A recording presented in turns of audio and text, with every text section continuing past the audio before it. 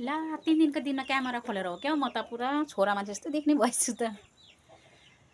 अनि अस्ति बत्ती गएकोदेखि चाहिँ मेरो फोन चाहिँ स्विच अफ त थिएन होइन, चार्जै थिएन, कम्ती थियो। अन्त हिजो पनि राति 6 बजीतिर यतिखेरतिर चाहिँ चार्ज गर्नु पठाएको थिएँ, बत्ती आएको थिएन नि त मेरोमा चाहिँ।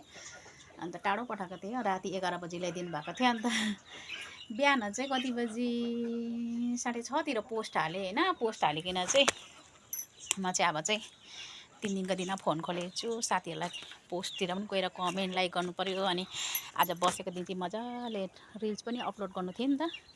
च्यालेन्ज आएकोदेखि पनि बत्ती थिएन, यो कुखुरा चाहिँ किन पस्दैन हौ अच्छा। अनि त्यहाँदेखि चाहिँ गर्नु पऱ्यो भन्दै सोच्दै थिएँ। मेरो बुढोको गोजीमा फोन गइछ आज क्या हो, किनभने चाहिँ म खाना ड्युटी जान्छ नि त। ड्युटी भन्दा नि आज ड्युटी थिएन, उयो थियो उता भिनाजु बिमार हुनुहुन्थ्यो त। अन्त उहाँ हस्पिटल लानु लागि चाहिँ इमर्जेन्सी भएर चाहिँ मैले खाना पस्किदिनु आँटेको थिएँ।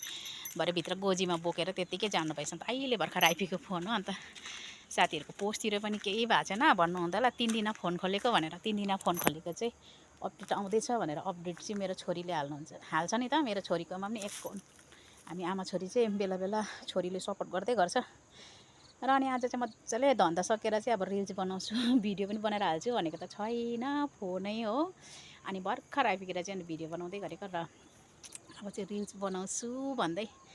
ल त साथीहरू अब रिल्स बनाउँछु, रिल्समा लाइक कमेन्ट गर्नुहोस् है। तपाईँहरूको पनि म फटाफटी हेरेर गर्छु। अनि 3 दिन भयो तर मैले आजै खोलेको चाहिँ फोन चाहिँ।